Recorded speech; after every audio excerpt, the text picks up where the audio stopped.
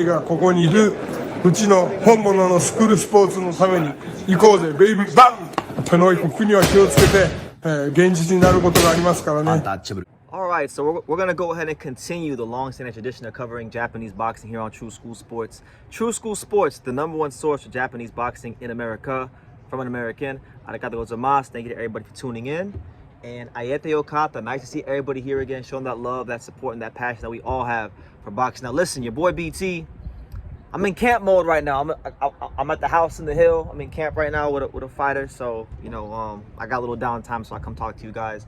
Listen, I wanted to come speak on something very intriguing that I saw, because one of Japan's most exciting fighters, maybe not the most skilled guy, but one of Japan's most exciting fighters from a style standpoint, from an entertainment standpoint, you know, Seiya Tsutsumi, he's training very hard, and he's doing his camp in Mexico, as he trains for his fight with Antonio Vargas to determine who is the real WBA bantamweight champion, right?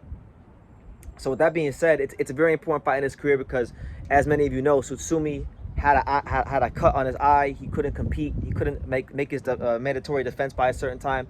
So the WBA declared him as the champion in recess. And so, you know, Vargas fought Higa.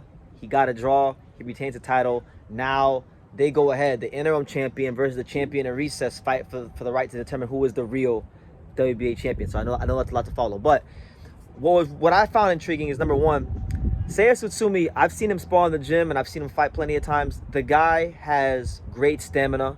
He has a great, as we would say in English, he has a great motor, a great engine. He doesn't get tired. He's one of those fighters that seems to get stronger as the fight goes on. He seems to throw more punches as the fight goes on. He seems to become more physically strong as the fight goes on. And the fact that he's training in Mexico is kind of scary because Mexico and Mexican training, it's known for a couple things. So if you're training like in Mexico City, you know, it's very high altitude training. So if you're training in Mexico City, you know, I don't know where he's at exactly, but I'm just telling you guys.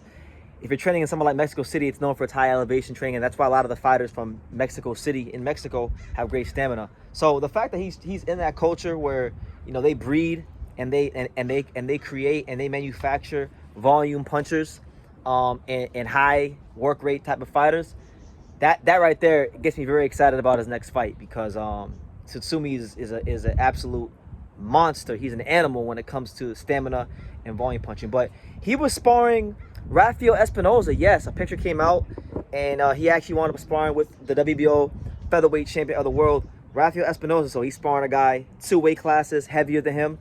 He's sparring a guy that, you know, is really tall. I mean, Rafael Espinoza is pushing 6 feet 1 inch, you know, which for a featherweight is big. For a super bantamweight is big.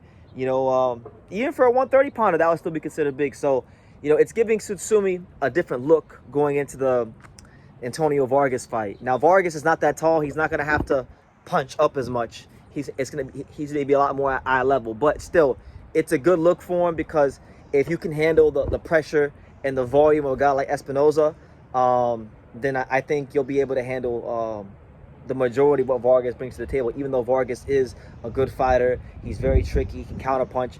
But I like this. So, and you know, it's not even just good for Tsutsumi. I feel like it's also very beneficial to Espinoza to spar Tsutsumi because Espinoza, he's in a very loaded weight class with some really good fighters. And, you know, I think if you're looking for a lighter fighter who's going to give you great volume punching, Tsutsumi's a great option. You know, it's not quite like fighting Angelo Leo because Angelo Leo fights you in angles, but with his work rate, it's gonna push Espinoza as well to a different level. So, you know, I love seeing things like this. I know in boxing recently, we've seen a lot has been made of Canelo Alvarez sparring with Jaron Ennis. That's been the big topic in boxing. But I feel like this is just as not as big, but it's definitely notable. You know, I'd loved to see the sparring because I've seen Tsutsumi spar, so I have an idea of what he's like in the gym, and it's fun to watch. So I can't imagine what him and Espinoza would have been like. I think it's also good for Espinoza too because Espinoza is 6'1", but he doesn't box tall, right? So I think fighting a pressure fighter like Tsutsumi who can get underneath the shots is going to help Espinoza learn how to box off of that tall lanky frame he's got, and make him a better and more well-rounded fighter. So really good to see this. Really good to see Seiya Tsutsumi out there in Mexico training hard for his next fight, because he's gonna need it. He's gonna 1000% need it, because Antonio Vargas, you know, he's a really good fighter.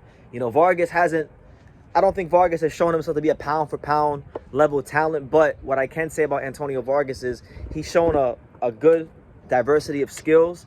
He's shown the ability to that when he's tested, he can answer the questions to those tests. Like when he fought Winston Guerrero, he got dropped, came back up, won the fight. I believe he stopped him. Same thing with Higa. Higa really tested Vargas. So overall it was a good fight. And Vargas actually wound up getting a knockdown in the latter round. So he showed that even in the later rounds he can be strong. So Tsutsumi needs to go to another level in training, and he's going there, because you know, as a fighter, you always got to be evolving your skills and those kind of things. And the same goes for Espinoza. If Espinoza has any ambition to fight the champions like Angelo Leo or Ball or whoever, it's just constant improvement. Boxing is no different than life, guys. It's always about constant improving, constant learning, constant, you know, tweaking things to, you know, changing things and getting them, fine-tuning your skills to the best of their ability. So listen, that's the news, guys.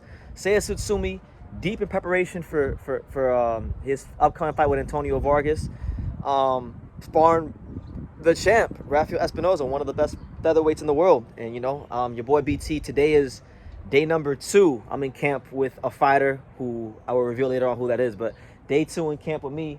I'm out here in beautiful California, you know, California on the other side of the country. So it's beautiful out here, man, and looking forward to dropping some real fun content for you guys. But yeah, leave your comments down below. Make sure you guys take the time to subscribe. And like I say in every single one of these videos, you can love me or you can hate me, but I'm just a kid from Dania. So until next time, take care, guys. Thank you for watching another video on the untouchable True School Sports Empire. For more great boxing content just like this, make sure you guys stay tuned and subscribe. You won't be disappointed.